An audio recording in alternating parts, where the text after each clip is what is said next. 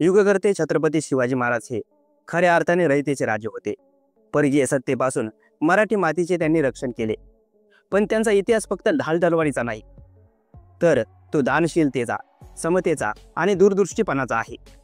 शिवाजी महाराजांकडे इतकी दूरदृष्टी होती की शेकडो वर्ष पुढचं त्यांना दिसत होतं। फक्त जुन्या परंपरांना धरून राहण्यापेक्षा आधुनिक होण्याचा त्यांनी त्या काळी प्रयत्न केला होता।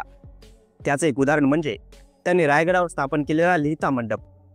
लिहिता मंडप म्हणजे प्रिंटिंग प्रेस होय। हे ऐकून कदाचित तुम्हाला आश्चर्य बसेल, पण ही गोष्ट आहे 1670 सालची। त्या अगोदर जर तुम्ही आपल्या चॅनलला सबस्क्राईब केलं नसेल तर नक्की सबस्क्राईब करा, व्हिडिओ लाईक करा, शेअर करा।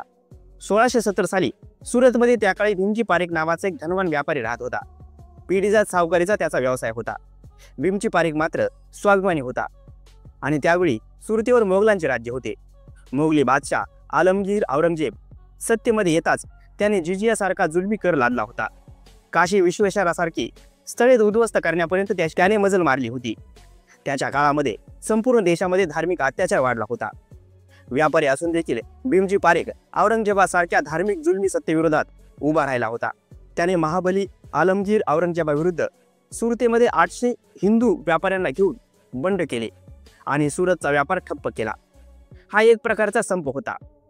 पण औरंगजेब दाद देत नाही हे पाहून भीमजी पारेखने या 800 व्यापाऱ्यांना घेऊन सुरत सोडले। एका व्यापाऱ्याने केलेले या बंडामुळे अखेर औरंगजेबाला गुडघ्यावर यावे लागले। या भीमजी पारेखचे ईस्ट इंडिया कंपनीशी चांगले संबंध होते। याच्यामुळेच तो मुंबईला राहायला आला। इंग्रजांच्या मुंबईत गुजराती लोकांची पहिली वसाहत भीमजी पारेखने स्थापन केली। ते इंग्लंड ते गुजरातपर्यंत व्यापार सुरू केला आणि याच भीमजी पारेखने लंडनवरून पहिली प्रिंटिंग प्रेस मागवली। मुंबईमध्ये छपाईचा त्याने व्यवसाय सुरू केला। ते वर्ष होते 1674चे। त्या वर्षीच छत्रपती शिवाजी महाराजांचा राज्याभिषेक रायगडावर पार पडला होता। त्यावेळी मुंबईचा ब्रिटिश गव्हर्नर जेरॉर्ड अँगियर हा मराठ्यांना प्रचंड घाबरायचा। सुरतप्रमाणे हल्ला होऊ नये म्हणून त्याने मुंबईभोवती सैन्य उभारले होते।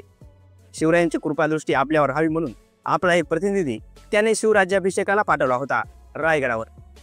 याच काळात गव्हर्नर अँजियरने भीमजीला मुंबईत आणले। त्याला लंडनवरून प्रिंटिंग प्रेस विकत आणण्यास मदत केली।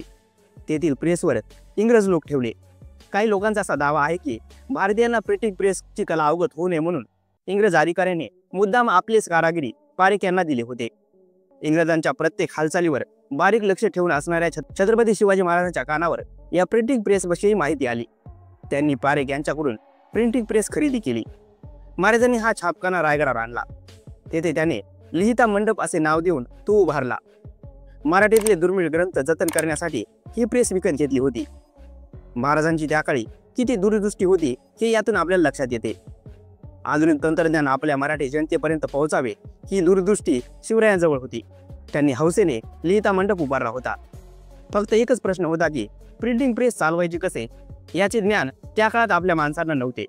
इंग्रजी सोडून इतर भाषेमध्ये त्याचं तंत्रज्ञान विकसित झालं नव्हतं। मुंबईमध्ये भीमजी पारेख देखील गुजरातीमध्ये छपाई करता यावी यासाठी प्रयत्नशील होता, खटपट करीत होता। संशोधन चालले होते, वेळ लागत होता। पुढे छत्रपती शिवाजी महाराज कर्नाटक मोहिमेवर व्यस्त राहिले। मराठीमध्ये छपाई करण्याचे त्यांचे प्रयत्न यशस्वी झाले नाहीत। रायगडावर धूळ खात पडलेले प्रिंटिंग प्रेस भीमजी पारेख यांना परत करावे लागले। या घटनेबद्दल अनेक वर्ष कोणालाच काही माहिती नव्हती। पण 1881 साली सर एस.जे. ब्रूस या इंग्रज अधिकाऱ्यांनी संशोधन करून एक लेख प्रसिद्ध केला आणि त्यामध्ये ही माहिती आली। पुढे सुप्रसिद्ध लेखक कन्हैयालाल मुंशीने देखील ऑल इंडिया लायब्ररी कॉन्फरन्समध्ये हा लेख वाचून दाखवला होता। त्यानंतर बऱ्याच वर्षांनी विल्यम कॅरी या ख्रिश्चन माणसाने यामध्ये संशोधन करून मराठी आणि इतर भाषांमध्ये प्रिंट करण्याची सोय उपलब्ध करून दिली। विचार करा मित्रांनो, त्यावेळेस जर आपल्याला हे तंत्रज्ञान अवगत झालं असतं तर छत्रपती शिवाजी महाराजांविषयीचा किती नवा इतिहास आपल्याला आज कळाला असता। हा व्हिडिओ आणि ही माहिती तुम्हाला कशी वाटली आम्हाला नक्की कळवा। चॅनलला सबस्क्राईब केलं नसेल तर सबस्क्राईब नक्की करा, लाईक करा, शेअर करा। धन्यवाद।